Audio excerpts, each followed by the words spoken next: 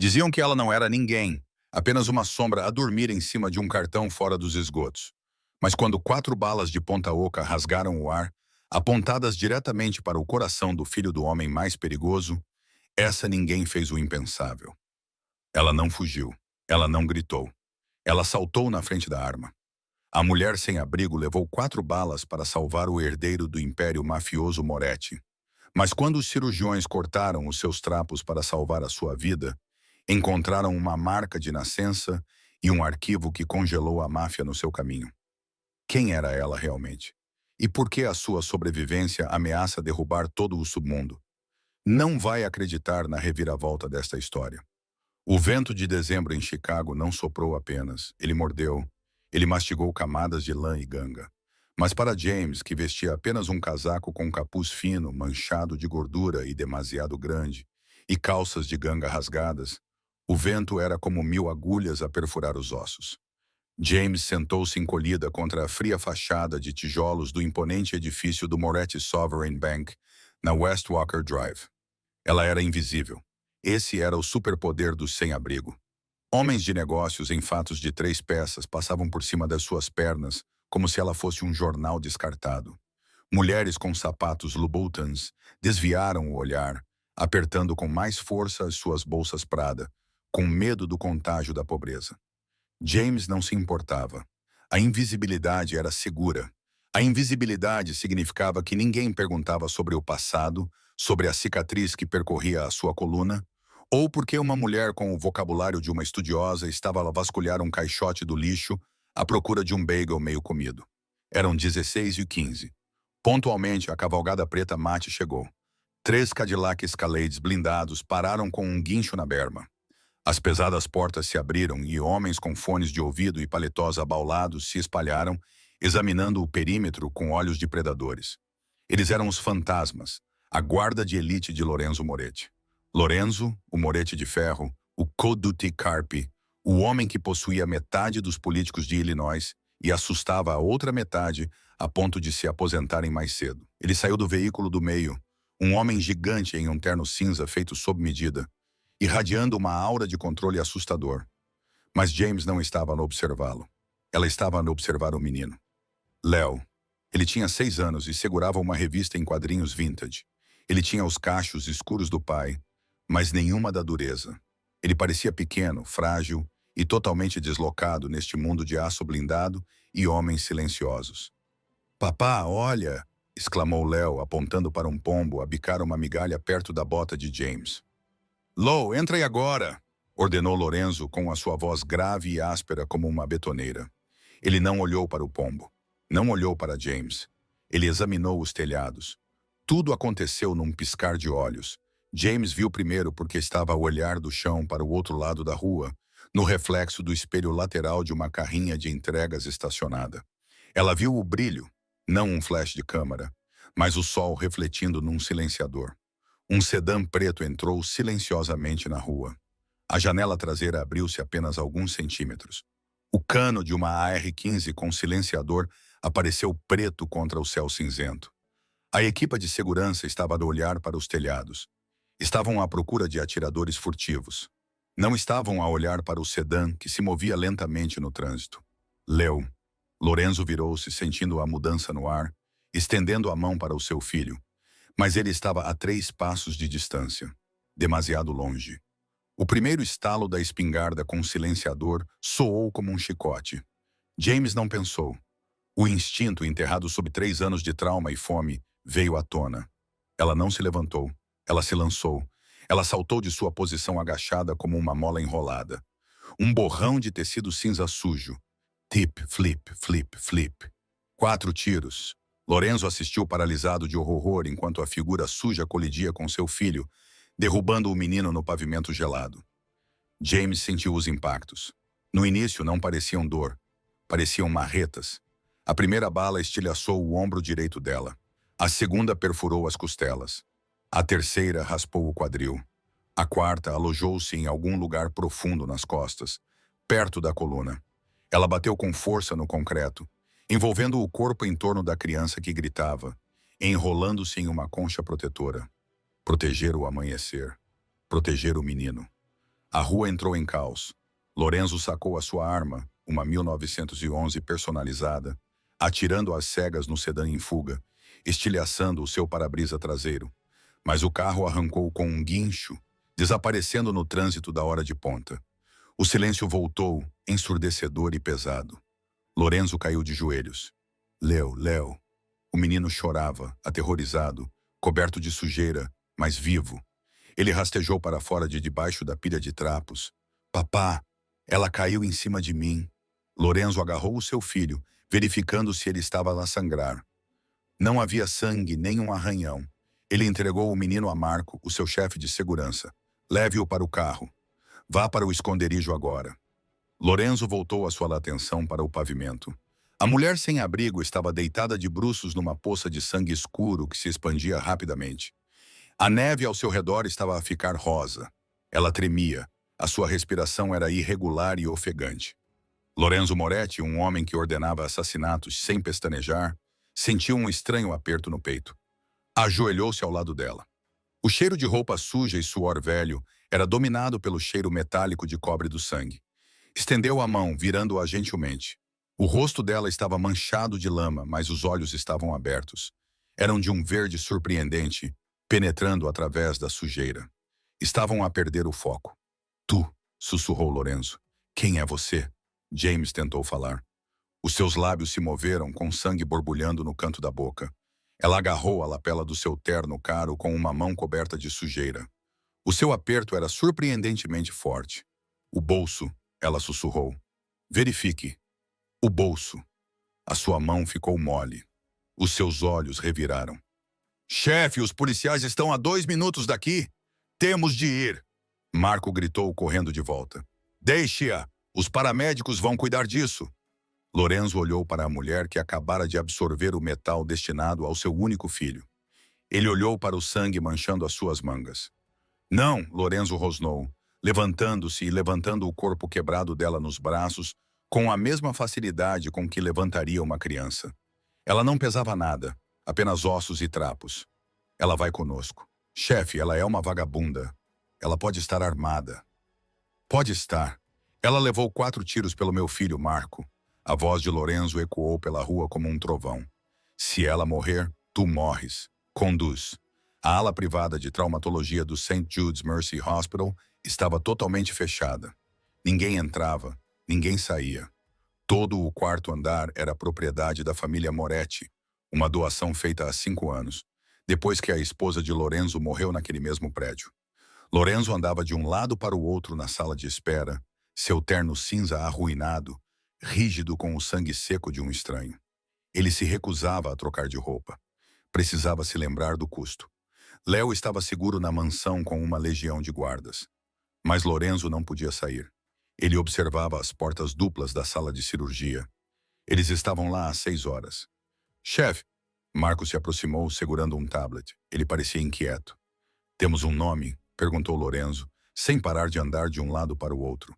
Quem tentou matar o meu filho? Estamos a investigar os atiradores. Parece um contrato da família Rossi de Nova York. Mas precisamos de confirmação, disse Marco. Mas eu estava a falar da mulher. Lorenzo parou. Diga-me, nós investigamos o príncipe dela. Não esperávamos nada. Talvez um registro de pequenos furtos, posse de drogas, vadiagem. Você sabe, o registro criminal padrão. Marco tocou na tela, mas as impressões digitais dela foram sinalizadas pelo Departamento de Justiça. Nível 5 de autorização. Lorenzo franziu a testa. Nível 5? Isso é proteção federal a testemunhas ou autorização médica de alto nível. Deixa-me ver. Ele pegou o tablet. A foto no arquivo tinha 5 anos. Mostrava uma mulher com pele brilhante, cabelo limpo preso num coque, vestindo um casaco branco. Ela era linda, deslumbrantemente linda. Lorenzo olhou para a tela. Falecida, neurocirurgiã. Houve um incêndio, explicou Marco em voz baixa. A casa dela pegou fogo. A polícia encontrou vestígios de um corpo identificado por registros dentários, mas estava confuso. Caso encerrado, considerado acidental. Uma neurocirurgiã de renome finge a sua morte e acaba de passar fome na esquina da minha rua durante 5 anos. Lorenzo olhou para as portas da sala de operações. Por quê? Há mais. Marco deslizou o dedo pelo ecrã. 2 semanas antes do incêndio, ela testemunhou num depoimento sigiloso contra uma empresa farmacêutica que promovia opiáceos, uma empresa pertencente a uma sociedade de fachada ligada à família Rossi. Lorenzo estreitou os olhos. As peças encaixaram-se com a precisão de uma arma. Os Rossi não tentaram apenas matar o seu filho hoje. Eles destruíram a vida desta mulher há 5 anos. Ela não era apenas uma mulher sem abrigo. Era uma vítima da mesma guerra que ele estava a travar. As portas duplas abriram-se. O Dr. Aris Thorne, o cirurgião-chefe de trauma, saiu. Parecia exausto. Tirou a touca cirúrgica. Lorenzo, disse o Dr. Thorne. Eles se tratavam pelo primeiro nome.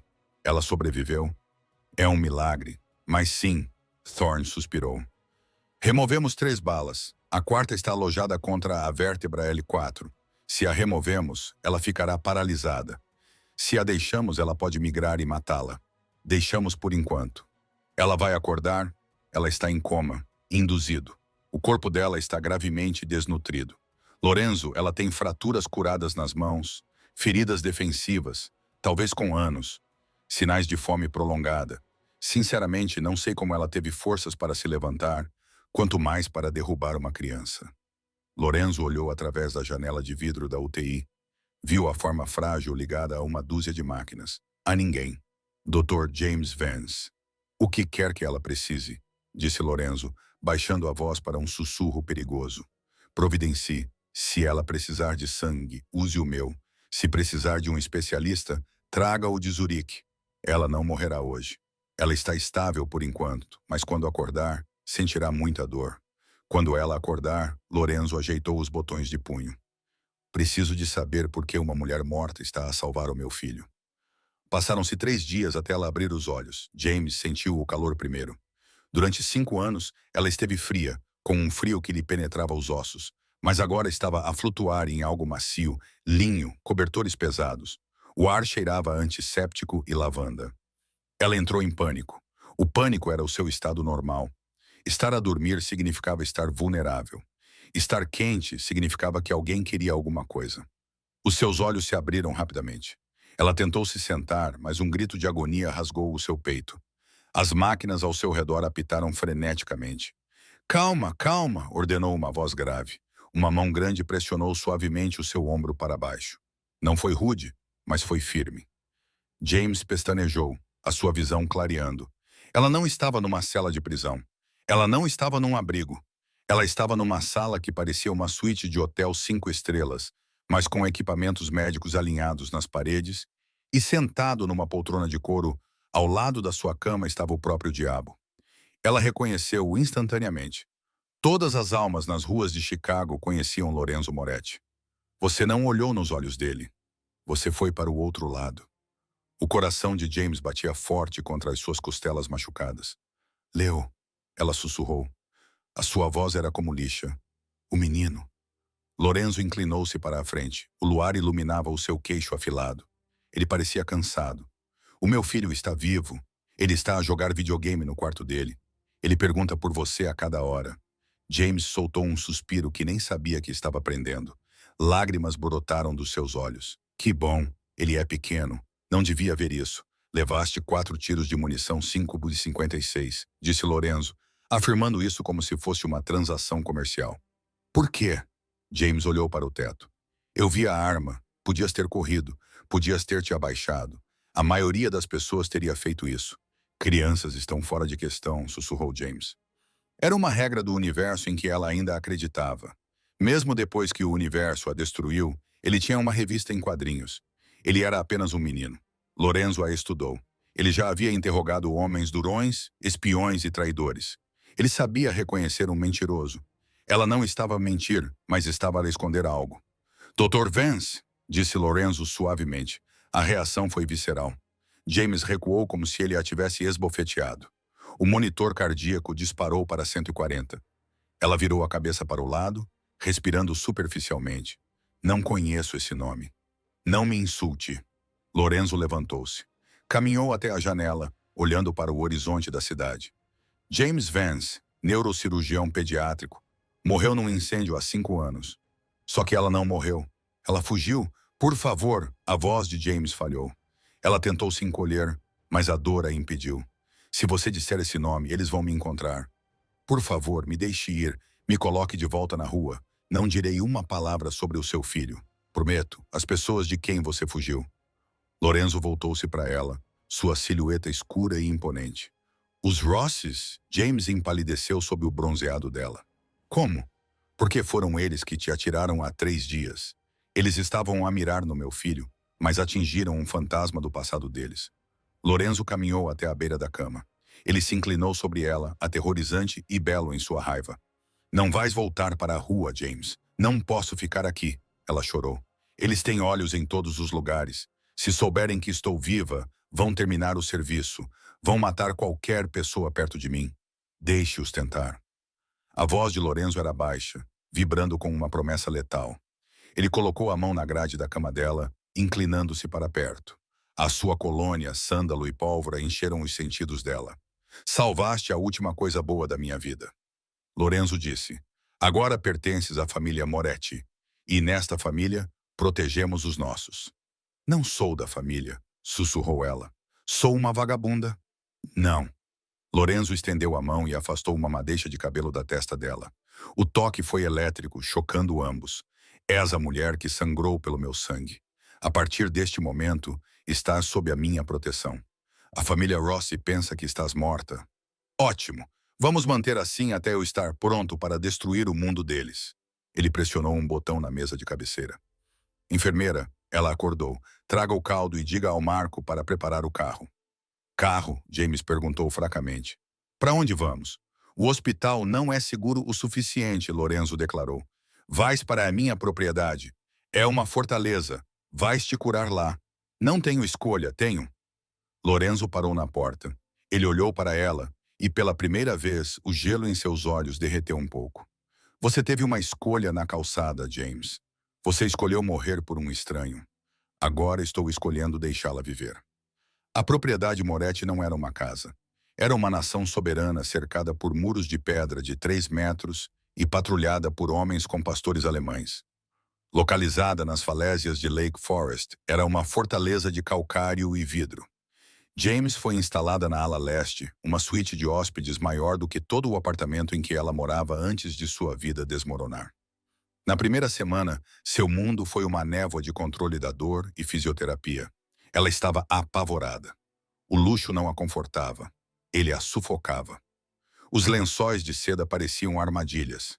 O silêncio do quarto era muito alto em comparação com o barulho da rua da cidade a que ela estava acostumada.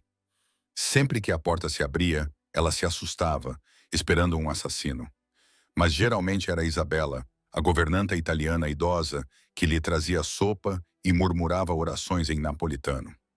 Lorenzo não a visitava. Ele era um fantasma na sua própria casa.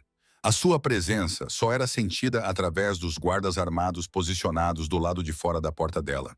Mas outra pessoa a visitava. Na quinta noite, uma pequena sombra entrou no quarto dela. James estava acordada, olhando para o teto, lutando contra a dor fantasma nas costas. Ela virou a cabeça e viu Léo parado na porta, segurando a mesma revista em quadrinhos vintage que ele segurava no dia do tiroteio. Estás a dormir? Ele sussurrou. O coração de James se enterneceu. Não, Léo, entra. O rapaz caminhou na ponta dos pés até a cama. Ele olhou para as linhas intravenosas e as ligaduras que apareciam por baixo do camisola. Isso dói? Um pouco, mentiu James. Dói como o inferno.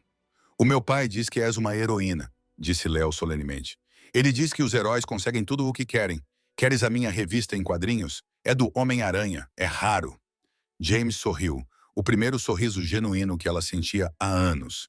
Isso quebrou a máscara de tragédia que ela usava. Fica com o teu livro, Léo. Senta-te comigo por 1 minuto. O silêncio às vezes me assusta.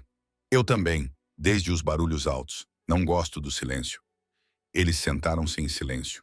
2 sobreviventes de uma terça-feira violenta. De repente, a maçaneta da porta girou. Léo congelou. James enrijeceu. Lorenzo encheu a porta.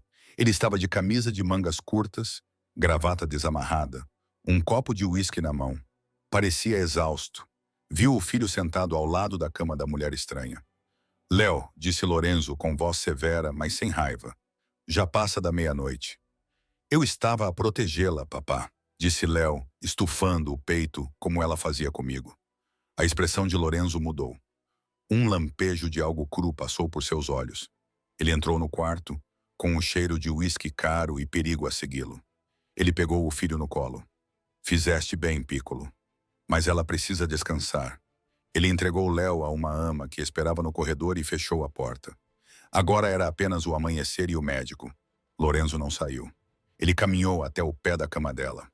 O Dr. Thorne me disse que sua incisão está a cicatrizar, mas você não está a comer o suficiente. Não estou acostumada à comida rica, James desviou. Meu estômago ainda se lembra da fome. Lorenzo colocou o copo de uísque na mesinha de cabeceira e puxou a cadeira para mais perto. Ele se sentou, inclinando-se para a frente com os cotovelos nos joelhos. Eu vi o arquivo Rossi, James. O ar saiu da sala. Eles não apenas incendiaram a sua casa, disse Lorenzo, sua voz baixando para um tom assustadoramente grave. Eles queriam enterrar o seu testemunho porque você descobriu a ligação entre a distribuição farmacêutica deles e a heroína que está a matar crianças no sul de Chicago. Você não era apenas uma testemunha. Você era a denunciante. James desviou o olhar, as mãos a tremer. Eu achava que poderia salvar pessoas. Fui ingênua. Perdi tudo. O meu noivo. Ele deixou-me assim que as ameaças começaram. A minha carreira, o meu nome. Perdeu a sua vida, corrigiu Lorenzo, mas manteve a sua honra. Ele estendeu a mão e pegou na dela. A sua palma era áspera, calejada por anos de violência, envolvendo os dedos delicados e marcados por cicatrizes dela. Os Rosses virão a Chicago na próxima semana, revelou Lorenzo. Haverá uma cimeira de paz, um baile de máscaras. Todas as famílias estarão lá para discutir territórios. Tens de me esconder, sussurrou James. Não. O polegar de Lorenzo acariciou os nós dos dedos dela. Cansei-me de me esconder, e tu cansaste-te de ser um fantasma. Vais ao baile comigo. James olhou para ele em choque. O quê? Sou uma mulher sem abrigo com um ferimento de bala. Queres que eu entre numa sala cheia de assassinos? Quero que entres como minha noiva, disse Lorenzo, os seus olhos fixos nos dela com uma intensidade que a fez suspirar. Diremos que estiveste na Europa. Dar-te-emos um novo nome, se for preciso. Mas quero que eles a vejam. Quero que Santino Rossi olhe nos olhos da mulher que tentou matar e veja que ela é intocável porque está ao lado de Lorenzo Moretti. É uma armadilha, disse ela. Para eles ou para mim? Para eles, jurou Lorenzo. Mas preciso saber, você é corajosa o suficiente para ser a Vence uma última vez? 2 semanas se passaram. A transformação foi exaustiva. Lorenzo contratou uma equipa, estilistas, fisioterapeutas e treinadores de fala. Embora James precisasse de pouco treinamento, o refinamento de um cirurgião da Johns Hopkins não havia desaparecido. Estava apenas enterrado sob camadas de instinto de sobrevivência. À medida que sua força retornava, seu espírito também retornava. Ela começou a caminhar pelo terreno, muitas vezes com Leo seguindo atrás dela como um patinho. Eles liam livros na biblioteca. Ela ensinava-lhe os nomes das árvores. Lorenzo observava da janela do seu escritório. Ele percebeu que estava distraído durante as reuniões, com os olhos vagando para o jardim, onde o riso de James, um som que ele não ouvia nesta casa há anos, flutuava. Mas a paz foi quebrada numa terça-feira à tarde. James estava na biblioteca quando um grito ecoou da cozinha. Mestre Léo, ele não está a respirar. James largou o livro e correu. Ela ignorou a dor nas costas em recuperação, correndo pelo corredor de mármore. Ela irrompeu na cozinha. Léo estava no chão em convulsão. O rosto dele estava a ficar azul. A equipe estava em pânico. O ideal seria ligar para o 112, mas numa casa da máfia, o 112 era o último recurso. Marco, o chefe de segurança, tentava segurar Léo. Pare, ordenou James. A sua voz já não era o sussurro de uma vítima. Era a voz de Deus. Ela usava-a na sala de operações. A sala congelou. Ele está a ter uma convulsão tônico-clônica, disse James. Marco, solte-o. Vai deslocar-lhe o ombro. Mova a mesa. Dê-lhe espaço. Ela ajoelhou-se ao lado do rapaz, verificando as suas vias respiratórias. Isabela, cronometre a convulsão agora. Marco, traga-me uma almofada para a cabeça dele. Não coloque nada na boca dele. Lorenzo irrompeu na sala um segundo depois, arma em punho, esperando um ataque. Ele viu James no chão, curvada sobre o filho, as mãos firmes, os olhos concentrados. O que estava a acontecer? Lorenzo rugiu com terror na voz. Silêncio. James nem sequer olhou para ele. Ele está a ter uma convulsão. Preciso do histórico médico dele. Isso já aconteceu antes. Uma vez? Há anos. Uma febre. Lorenzo gaguejou, guardando a arma, parecendo impotente pela primeira vez na vida. A convulsão parou após 90 segundos. Léo ficou mole, respirando superficialmente. Ele está em estado postal, disse James, acariciando gentilmente o cabelo encharcado de suor de Léo. Ele está inconsciente, mas está bem. As vias respiratórias estão desobstruídas. Ela olhou para Lorenzo. Ele precisa de oxigênio e 2 comprimidos de Lorazepam para o caso de acontecer novamente. Tens o medicamento, querido? Sim. Lorenzo acenou com a cabeça, olhando para ela. Ele não via a mulher sem abrigo. Ele via a brilhante cirurgiã. Ele via a mulher que acabara de salvar o seu filho pela segunda vez. Mais tarde naquela noite, Léo dormia profundamente na ala médica da propriedade. James sentou-se ao seu lado, monitorizando os seus sinais vitais. A porta abriu-se. Lorenzo entrou. Ele diminuiu a distância entre eles e fez algo inesperado. Ajoelhou-se ao lado da cadeira dela. Pegou nas mãos dela e pressionou a testa contra elas. Você salvou-o, sussurrou Lorenzo com a voz cheia de emoção. Mais uma vez. Ele é um menino forte, disse James suavemente, com o coração acelerado pela proximidade. Lorenzo olhou para cima, os seus olhos escuros procurando o rosto dela. Eu tenho dinheiro, James, soldados poderosos, mas nada disso poderia ajudá-lo hoje. Só você. Ele levantou-se puxando-a com ele. A tensão na sala mudou de urgência médica para algo mais quente, mais perigoso. Passei 5 anos sem sentir nada. Lorenzo admitiu, a mão dele subindo para acariciar a bochecha dela. Achei que o meu coração tivesse morrido com a minha esposa. Mas quando te vi naquele chão, quando te vejo com ele, ele não terminou a frase. Ele se inclinou e a beijou. Não foi um beijo hesitante. Foi uma conquista. Foi feroz e desesperado, com gosto de medo e alívio. James congelou por um segundo, depois se derreteu nele. Por 5 anos ela tinha sido invisível, intocável. Agora ela estava a arder. Lorenzo se afastou, descansando a testa contra a dela. O baile é daqui a 2 dias. Depois daquela noite, o mundo saberá que és minha. E se Ross tocar num fio do teu cabelo, vou reduzir Chicago a cinzas. Estou pronta. James respirou. E ela estava. O reflexo no espelho do chão ao teto da suíte master não mostrava uma mulher sem abrigo. Não mostrava o fantasma que assombrava as vielas de West Walker Drive há 5 anos, invisível e faminta. Mostrava uma arma envolta em seda. James olhou para si mesma. O vestido que Lorenzo encomendara de Milão era de um verde esmeralda profundo e escandaloso. Era sem costas, com um decote profundo que expunha a pele cremosa da sua coluna. Mas o vestido não escondia a sua história. Ele a emoldurava. A cicatriz franzida e irritante, onde a 4ª bala quase cortara a sua medula espinhal, era visível. Era uma linha irregular de tecido rosa contra a sua pele pálida. A maquilhadora tentou cobri-la com base. James impediu-a. Deixe assim, disse ela. É a única coisa real em mim. A porta se abriu com um clique. O ar na sala mudou, ficando mais pesado, carregado de estática. Lorenzo Moretti entrou. Ele parou de repente. Lorenzo era um homem que tinha visto de tudo. Ele tinha visto impérios surgirem e caírem no submundo de Chicago. Ele tinha visto beleza e tinha visto morte. Mas ao olhar para James Vance em pé no meio dos puffs de veludo do seu camarim, sua respiração parou no peito.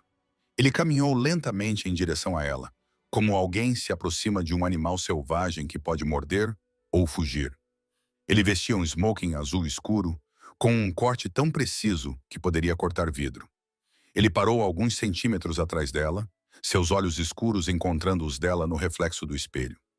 Estás linda, disse Lorenzo com voz áspera, um murmúrio grave que vibrou contra as omoplatas dela. Pareces uma rainha que regressou para reclamar o seu trono.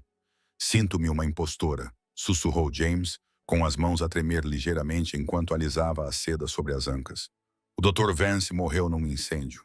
A mulher no beco era uma desconhecida. Não sei quem é esta. Lorenzo estendeu a mão. As suas mãos grandes e calejadas, normalmente instrumentos de violência, pousaram suavemente na cintura dela. Os seus polegares roçaram a seda, fazendo-a estremecer. Ele inclinou-se, os seus lábios roçando a concha da orelha dela. Esta é James Moretti, afirmou ele, a possessividade no seu tom de voz fazendo-a sentir as pernas bambas. A mulher que levou 4 tiros pelo meu sangue. Esta noite não és médica, não és testemunha. É a senhora da casa mais poderosa de Chicago e está sob a minha proteção. Ele enfiou a mão no bolso do casaco e tirou uma caixa de veludo. Dentro dela havia um colar de diamantes e esmeraldas, pesado e frio. Ele prendeu-o no pescoço dela. As joias repousavam sobre a clavícula dela, cobrindo as cicatrizes tênues da antiga desnutrição. O carro está à espera, disse Lorenzo, virando-a para ficar de frente para ele. Ele procurou os olhos dela. Última chance, James. Podemos ficar aqui. Posso mandar o Marco incendiar o hotel. Não precisas de enfrentá-lo. James pensou nas noites frias. Ela pensou no medo que dominou a sua vida durante meia década. Pensou em Santino Rossi, o homem que ordenou o ataque que arruinou a sua carreira e quase matou Léo. O seu medo cristalizou-se em algo mais forte. Raiva. Não, disse James, levantando o queixo. Cansei-me de me esconder na escuridão. Vamos acender as luzes. O Drake Hotel era a joia da coroa da Gold Coast de Chicago. Naquela noite era um tanque de tubarões. O Grand Ballroom era um mar de gravatas pretas, vestidos de grife e sorrisos forçados. Era a Cimeira da Paz, uma máscara de civilidade, onde as 5 famílias governantes do Midwest se reuniam para dividir territórios e fingir que não estavam a matar os soldados uns dos outros nas ruas. No centro da sala, perto da imponente fonte de champanhe, estava Dom Santino Rossi. Era um homem que parecia um abutre enfiado num fato de brone. O seu nariz era afilado, os seus olhos pequenos e inquietos. Ele segurava uma taça de champanhe, rindo alto de uma piada feita pelo subchefe da facção de Detroit. Moretti está acabado, gabou-se Santino, a sua voz a sobrepor-se ao quarteto de cordas. Ele está fraco. Não é o mesmo desde que a sua esposa morreu. Passa os dias escondido naquela fortaleza no lago, a cuidar do seu filho. Perdeu o apetite pelo jogo. É isso mesmo? O chefe de Detroit rodou a sua bebida. Ouvi dizer que ele reprimiu a revolta no sul no mês passado. Rumores? Santino zombou. Lorenzo é um fantasma. Ele nem vai aparecer hoje à noite. Ele sabe que seu tempo acabou. Amanhã de manhã, a família Rossi controlará os portos. Um silêncio repentino tomou conta da sala. Começou na entrada e se espalhou como uma onda de choque. O quarteto de cordas vacilou e parou. As conversas cessaram. Santino se virou irritado. O que é? As palavras morreram na sua garganta. No topo da grande escadaria de mármore estava Lorenzo Moretti. Ele não parecia nada fraco. Irradiava um poder frio e letal que fez o ar no salão de baile esfriar 10 degraus de Celsius. Mas ninguém estava a olhar para Lorenzo. Estavam a olhar para a mulher em seus braços. James ficou parada na beira do degrau. O vestido esmeralda refletia a luz dos candelabros, fazendo-a brilhar em meio ao mar de smokings pretos. Ela não olhou para os pés. Olhou diretamente para a frente, seu olhar percorrendo a multidão de assassinos e ladrões com o distanciamento clínico de um cirurgião examinando um tumor. Quem é ela? Uma mulher sussurrou ao lado. Nunca a vi antes. É da realeza? Veja como ele a segura. Não é uma amante, é uma esposa. Lorenzo ofereceu o braço. Pronta? Pronta? James respirou. Eles desceram as escadas. Cada passo era uma batida de tambor de guerra. A multidão se abriu instintivamente, criando um caminho largo direto para a fonte de champanhe, direto para Santino Rossi. Santino piscou. Ele apertou os olhos. O álcool em seu organismo fazia sua visão embaçar. Mas, à medida que o casal se aproximava, a névoa se dissipou. Ele reconheceu primeiro o andar, confiante, preciso. Depois, reconheceu a estrutura óssea. Maçãs do rosto salientes, queixo majestoso. Então ele encontrou os olhos, verdes, penetrantes, os olhos da mulher que se sentara à sua frente numa sala de depoimento 5 anos atrás e listara as datas, horários e números dos contentores de transporte da sua operação com heroína. A cor desapareceu do rosto de Santino tão rapidamente que ele parecia um cadáver. Impossível, murmurou ele, com a taça de champanhe a tremer na mão. Lorenzo e James pararam a 1 metro dele. O silêncio no salão de baile era ensurdecedor. 300 pessoas prenderam a respiração. Don Rossi, disse Lorenzo. A sua voz era suave, educada e assustadora. Parece surpreendido. Pensou que eu perderia a festa? Lorenzo, gaguejou Santino, os olhos fixos freneticamente na mulher vestida de esmeralda. Não esperávamos você. E sua convidada, não convidada, corrigiu Lorenzo, a voz projetando-se até o teto. Minha noiva. Um suspiro coletivo percorreu a sala. Apresente-se, meu amor, disse Lorenzo, voltando-se para James. James deu um passo à frente. Ela estava perto o suficiente para sentir o cheiro do suor de Santino, uma mistura de colônia cara e medo. Ela não recuou. Olá, Santino, disse ela. A sua voz não era alta, mas era clara como um sino. Há quanto tempo? Lembras-te, Dr. Vance, não te lembras? Santino deixou cair o copo. Ele estilhaçou-se no chão de mármore. O som parecia um tiro. O champanhe espirrou nos seus sapatos engraxados. Estás morto, sussurrou Santino, recuando. Os meus homens incendiaram a casa. Eu vi o relatório. Estás morto. Eu sobrevivi ao incêndio, disse James, dando mais um passo, forçando-o a recuar. Eu sobrevivi ao inverno nas ruas enquanto tu dormias em lençóis de seda. E há 3 semanas, na Walker Drive, eu sobrevivi às tuas balas novamente. Ela inclinou-se, baixando a voz para um sussurro letal que só ele e os chefes próximos podiam ouvir. Erraste, Santino. Apontaste para uma criança e atingiste-me. Esse foi o teu erro, porque eu não sangro. Apenas fico com raiva. Santino olhou em volta freneticamente. Viu os rostos dos outros chefes. Eles já não olhavam para ele com respeito. Olhavam para ele com repulsa. Ele tinha quebrado a regra sagrada, nada de crianças, e não tinha conseguido matar a testemunha. Ele parecia fraco. O pânico tomou conta dele. É mentira! Gritou Santino, cuspindo pela boca. Ela é uma impostora. É uma federal. Matem-na. Matem os dois. Ele acenou para os seus guarda-costas posicionados no perímetro. Lorenzo estalou os dedos. O salão explodiu em caos. As portas se fecharam com um estrondo, trancadas por fora. Metade dos garçons na sala largaram as bandejas, revelando que não estavam segurando aperitivos. Estavam segurando Glock 19 com silenciador. Eram os fantasmas de Moretti. Não se mexam! Gritou Marco da varanda. Um rifle de precisão apontado para a cabeça de Santino, mas Santino estava desesperado. Matem a cabra! Gritou ele, empurrando um convidado contra Lorenzo para criar uma distração. 2 dos capangas escondidos de Rossi saltaram da multidão em direção a James com facas em punho. Lorenzo foi bloqueado pelo convidado que tropeçou. Ele não conseguiu alcançá-la a tempo. James não congelou. A adrenalina que a mantinha viva nas ruas correu pelas suas veias. Ela viu o brilho da lâmina. Ela não pensou. Ela reagiu. Ela agarrou uma pesada garrafa de vodka de cristal de uma mesa que passava. Com um grunhido de esforço, ela a balançou em um arco brutal. A garrafa lhe atingiu a têmpora do primeiro agressor. O homem caiu como uma pedra. O segundo agressor se lançou, agarrando o braço dela. James girou, usando o impulso do seu vestido pesado.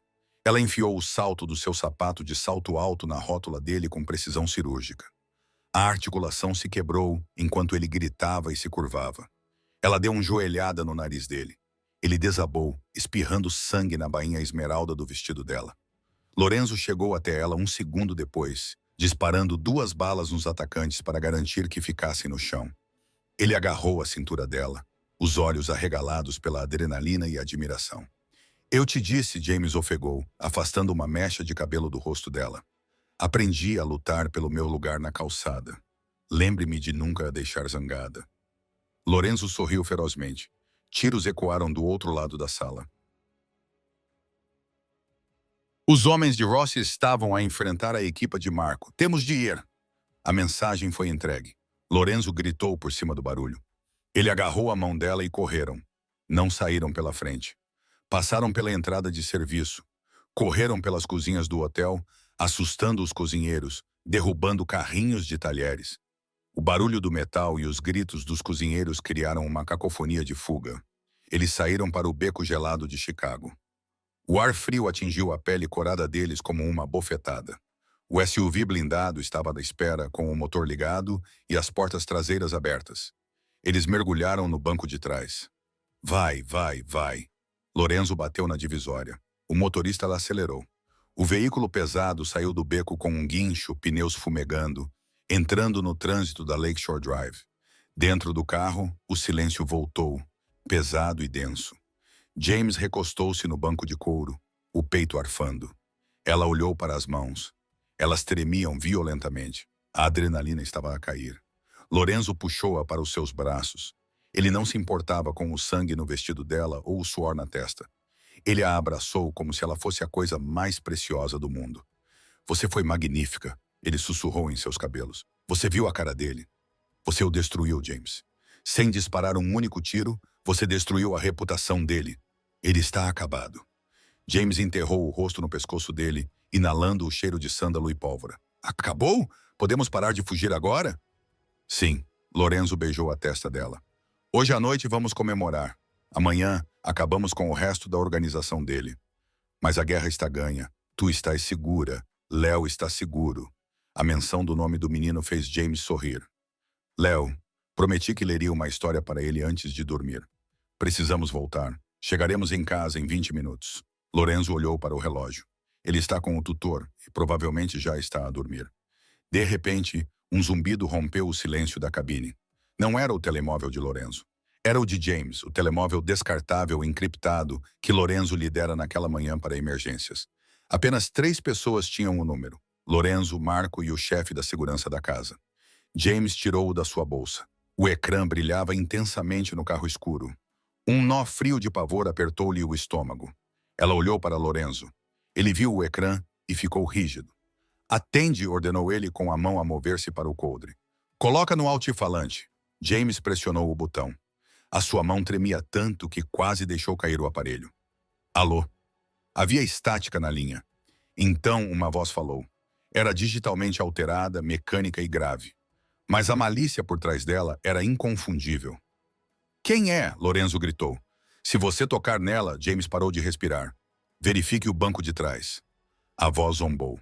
Deixamos uma lembrança para si. A linha ficou muda. Lentamente, aterrorizada, James virou a cabeça.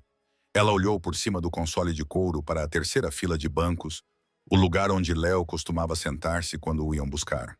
O banco estava vazio. Deitado sobre o couro bege estava o quadrinho vintage favorito de Léo. O incrível Homem-Aranha. Mas não estava apenas deitado ali. Uma faca de combate enferrujada e serrilhada estava espetada no centro da capa, prendendo a revista ao banco. A lâmina tinha perfurado o peito do super-herói. James gritou. Foi um som de pura angústia maternal primitiva que rasgou o carro blindado. Lorenzo olhou para a faca, o rosto a perder toda a cor, os olhos a transformarem-se em vazios negros de destruição absoluta. A vitória no salão de baile evaporou-se. O vestido esmeralda parecia um sudário. A guerra não tinha acabado. Tinha se transformado num massacre. O interior do SUV blindado era sufocante. O ar estava pesado com o cheiro de pólvora queimada e terror frio. Lorenzo Moretti, o homem que fazia os presidentes da Câmara tremerem, olhava para uma banda desenhada e esfaqueada com um olhar de devastação absoluta. Rastreando a chamada, Marco gritou do banco da frente, os dedos voando por um laptop resistente. O sinal está oscilando, mas consegui. Está estacionário. O antigo distrito de Meatpacking, Armazém 4B. Esse é o território de Rossi, rosnou Lorenzo, a voz vibrando com uma frequência letal. Ele engatilhou um novo pente na sua arma. Eles o levaram enquanto estávamos no baile. A tutora. Ela deve ter sido transformada. James ficou paralisado. A sua mente estava a mil, não de medo, mas com uma precisão cirúrgica fria. Ela fechou os olhos, visualizando a anatomia da situação. Eles tinham Léo. Eles queriam-na. Eles queriam as provas. Dá-me uma arma, disse James. Lorenzo parou de verificar a sua arma. Ele olhou para ela. A mulher, com o vestido esmeralda, manchado com salpicos de sangue, parecia um anjo vingador. James, não, fica no carro. Isto vai ser um massacre. Ele também é meu filho, disse James com a voz trêmula, mas firme. Ela não percebeu que tinha dito isso até que as palavras ficaram no ar. Em todos os aspectos que importam, ele é meu. Eu já levei um tiro por ele uma vez. Não vou ficar aqui sentada enquanto eles o magoam. Dá-me uma arma. Lorenzo olhou para ela por um longo segundo. Ele viu o fogo nos olhos dela, o mesmo fogo que a fez atacar um atirador na Walker Drive. Ele enfiou a mão no coldre no tornozelo e tirou uma Sig Sauer PT-365 compacta. A segurança está desativada, disse ele, pressionando-a na palma da mão dela. O coice é forte, aponta para o centro do corpo. Não hesites. Eu costumava cortar o cérebro das pessoas para salvá-las, Lorenzo. Ela sussurrou, segurando o aço frio. Eu sei exatamente onde mirar para detê-los. O armazém 4B era uma catedral enferrujada de ferro e sombras.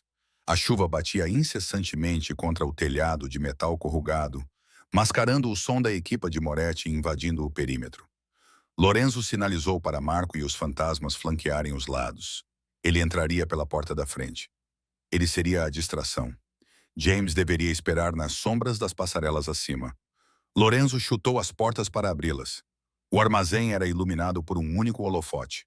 No centro, amarrado a uma cadeira de madeira, estava Léo. Ele estava amordaçado, com os olhos arregalados de terror, lágrimas escorrendo pelo rosto empoeirado. Atrás dele estava Santino Rossi, apontando uma arma para a cabeça do menino. E ao lado de Santino, estava um homem que James reconheceu instantaneamente de seu poleiro na passarela enferrujada. Ela quase deixou cair a arma. Não era um bandido qualquer. Era o Dr. Marcus Hale, seu ex-noivo. O homem que a abandonou quando a ameaça começou há 5 anos. O homem por quem ela chorou enquanto passava fome nas ruas. Ele estava vestindo um smoking. Parecia limpo, rico e totalmente corrupto. Bem-vindo, Dom Moret, Santino riu, o som ecoando nos ganchos de carne vazios pendurados no teto. Você trouxe a cavalaria, presumo. Diga a eles para recuarem ou o cérebro do miúdo vai pintar o chão. Solte o miúdo, Santino.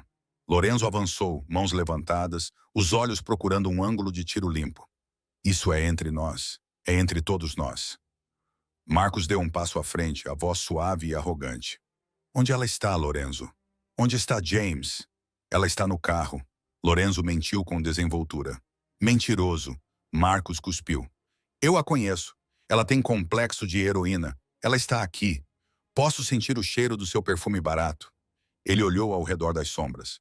Saia, James. Saia e veja o que o seu silêncio lhe trouxe.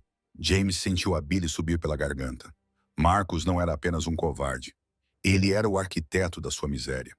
Ele a havia vendido aos Rosses há 5 anos para pagar suas dívidas de jogo. E agora ele estava vendendo uma criança para manter seus segredos enterrados. Ela se moveu silenciosamente pela passarela, posicionando-se diretamente acima deles. Por que, Marcos? A voz de James flutuou da escuridão, sem corpo e assustadora. Marcos se virou, apontando sua arma para as vigas. James, você arruinou tudo. Você deveria ter morrido naquele incêndio. Recebi o seguro de vida. Segui em frente. Tu vendeste-me, disse James, entrando na borda da luz 6 metros acima deles. Ela parecia uma deusa da vingança em seu vestido verde rasgado. E agora estás a vender uma criança de 6 anos. Negócios são negócios, querida. Marcos zombou, apontando para ela. Salta. Troca-te pelo menino. Não faça isso, James, gritou Lorenzo. Cale a boca! Santino pressionou o cano com mais força contra a têmpora de Lau. O menino choramingou. James olhou para Lorenzo. Os olhos dele se encontraram. Uma comunicação silenciosa passou entre eles. A distração. Estou a descer, gritou James. Ela pulou a grade. Ótimo, sorriu Marcos. Venha para as luzes do armazém apagadas. Marco tinha encontrado a caixa de disjuntores. Por um segundo, houve escuridão total. Então, 3 flashes de tiros iluminaram a sala como luzes estroboscópicas. Lorenzo moveu-se com velocidade sobrenatural. No escuro, ele não mirou na cabeça de Santino. Ele mirou no ombro que segurava a arma. O seu tiro rasgou o manguito rotador de Santino. A arma caiu no chão. Léo, abaixe-se! Gritou Lorenzo. Léo jogou-se no chão de concreto, exatamente como lhe haviam ensinado. As luzes de emergência acenderam, banhando a sala com um brilho vermelho doentio. Santino estava no chão, segurando o ombro sangrando. Lorenzo avançava sobre ele, mas Marcos recuou. Ele agarrou Léo do chão, puxando o menino para cima como um escudo romano. Ele apontou a arma não para Lorenzo, mas para James, que tinha caído da passarela no chão. Afasta-te! Gritou Marcos com os olhos selvagens. Vou matá-lo! Juro por Deus, vou matá-lo! Lorenzo congelou. Ele tinha uma chance, mas era arriscado. Marcus estava a tremer. Se ele puxasse o gatilho, a bala atravessaria Léo. James estava a 3 metros de distância. Ela respirava com dificuldade. Olhou para Marcus, o homem que ela pensava amar. Viu o suor na testa dele, a dilatação das pupilas. Ele estava aterrorizado. Marcus, disse James com uma voz surpreendentemente calma. Ela baixou a arma. Larga-a, gritou Marcus. Está bem. James agachou-se lentamente, colocando a arma no chão. Está no chão, olha, só tu e eu, como nos velhos tempos.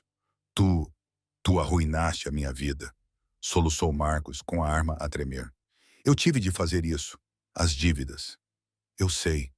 James deu um passo à frente. Eu perdoo-te, Marcus. Marcus pestanejou, confuso. O quê? Eu perdoo-te, repetiu ela com uma voz hipnótica. Deixa o rapaz ir. Ele não é nada para ti.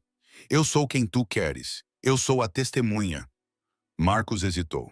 O seu aperto em Léo afrouxou-se um pouco. Ele olhou para James, tentando encontrar a mentira, mas vendo apenas o rosto da mulher que ele conhecera. James, sussurrou ele. Aquele segundo de hesitação foi tudo o que ela precisava. James não se lançou. Ela não deu um soco. Ela estalou o pulso. Escondida na dobra do vestido estava uma bisturi que ela havia roubado da enfermaria horas atrás. Ela a jogou com a precisão de um cirurgião. A lâmina não atingiu o coração dele. Não atingiu a cabeça dele. Enterrou-se profundamente no plexo braquial do ombro direito dele. O conjunto de nervos que controla o braço. Marcus gritou. A sua mão ficou instantaneamente dormente. Os seus dedos abriram-se em espasmo. A arma caiu. Léo libertou-se, afastando-se rapidamente. Agora, gritou James. Lorenzo não precisou que lhe dissessem 2 vezes. Ele derrubou Marcus, empurrando-o contra o betão com a força de um comboio de mercadorias. Um estrondo repugnante ecoou pelo armazém. James correu para Léo. Ela pegou nele, verificando-o freneticamente. Léo, olha para mim. Estás ferido. O menino chorava, tremendo violentamente. Ele enterrou o rosto no pescoço dela, as suas pequenas mãos agarrando o vestido de seda dela. James, eu estava com tanto medo. Eu sei, querido. Eu sei. Eu estou aqui. Ela sussurrou, embalando-o, lágrimas escorrendo pelo rosto, misturando-se com a sujeira. Eu estou aqui. Um tiro soou atrás deles, final e definitivo. Lorenzo levantou-se de onde Santino Rossi tentava alcançar uma arma de reserva. Santino não se mexia mais. Lorenzo caminhou até Marcus, que se contorcia no chão, agarrando o braço paralisado. Lorenzo olhou para ele com fria indiferença. Tu vendeste o meu noivo, disse Lorenzo com voz desprovida de humanidade. Tu vendeste o meu filho. Por favor, chorou Marcus. Eu sou médico. Você é uma doença. Lorenzo apontou a arma. Não, disse James. Lorenzo olhou para ela. Ele merece morrer, James. Ele merece. James levantou-se, segurando Léo com força. Ela olhou para o homem no chão. A última ligação à sua antiga vida. Mas não quero o sangue dele na sua alma. Não esta noite. Esta noite é sobre a vida. Ela olhou para Marco, que acabara de proteger o perímetro. Entregue-o aos federais. Dê-lhes o disco rígido. Deixe-o apodrecer numa cela de segurança máxima pelo resto da vida, sabendo que a mulher que ele tentou matar está a viver a vida que ele queria. Lorenzo baixou a arma. Ele olhou para James com admiração. Ela não era apenas uma sobrevivente. Ela era uma rainha. Ele guardou a arma e envolveu os dois com os seus braços enormes, o seu filho e a sua salvadora. Vamos para casa, sussurrou Lorenzo no cabelo dela. A neve estava a cair novamente em Chicago, mas desta vez James não estava a dormir nela. Ela estava em frente a um prédio de tijolos recém-reformado na Zona Sul. Uma grande fita estava pendurada na entrada. Uma multidão de repórteres, autoridades municipais e moradores locais se reunira. A placa acima da porta dizia: Centro Médico Vance Moretti para os carentes. Era uma clínica gratuita, de última geração, financiada inteiramente por doações anônimas que o IRS sabia que era melhor não investigar. James vestia uma bata branca. Estava impecável, limpa e bordada com o seu nome, Doutora James Moretti. Ela cortou a fita sob aplausos estrondosos. Mamaléu correu pela multidão vestindo um smoking em miniatura. Ele estava saudável, feliz e segurava uma nova edição limitada da banda desenhada do Homem-Aranha. James pegou nele, rindo. Terminaste o teu trabalho de casa? Sim, o papá ajudou-me com a matemática. Ele diz que a subtração é como os negócios. Lorenzo aproximou-se por trás dela. Não estava a usar o seu habitual preto sinistro. Vestia um fato azul marinho, com uma rosa vermelha na lapela. Parecia mais jovem, mais leve. A escuridão que se agarrava a ele há anos tinha desaparecido. Colocou a mão na cintura de James. Atraiu uma grande multidão, murmurou Lorenzo, beijando-lhe a têmpora. O presidente da Câmara está aqui. Ele quer apertar a tua mão. Ele pode esperar, sorriu James, encostando-se nele. Tenho um paciente para ver primeiro. Ela apontou para um canto da rua. Um homem idoso, tremendo num casaco fino, observava a cerimônia das sombras, hesitante, invisível para todos os outros. James entregou Léo a Lorenzo. Ela atravessou a multidão, com os repórteres abrindo caminho para ela. Ela caminhou diretamente até o sem-abrigo. Senhor, disse ela gentilmente. O homem olhou para cima, assustado. Eu não queria incomodar, senhora. Não está a incomodar. James estendeu a mão. O meu nome é James. Eu costumava dormir naquele banco ali. Parece que está com uma tosse forte. Deixa-me ajudar-te? O homem olhou para a mão dela, depois para a clínica reluzente e, em seguida, de volta para os seus olhos verdes gentis. Ele pegou na mão dela. Sim, mãe. Enquanto James conduzia o homem para o calor da clínica, ela olhou para Lorenzo e Léo. Eles a observavam com orgulho. Ela havia perdido a carreira, a casa e a identidade. Levou 4 tiros. Passou pelo fogo. Mas ao olhar para a família, para a máfia que a amava e para o menino que a chamava de mamãe, percebeu que não havia perdido nada. Trocou uma vida de segurança por uma vida com propósito. Ela não era mais o anjo do asfalto. Ela era o coração da cidade. E pela primeira vez em muito tempo, ela estava em casa. Se esta história tocou o seu coração, por favor, clique no botão Gosto. Isso ajuda muito o canal a crescer. E não se esqueça de se inscrever e ativar o sino para nunca perder outro vídeo com histórias dramáticas. Eu lanço novas montanhas russas emocionais todas as semanas. Obrigado por assistir e até a próxima.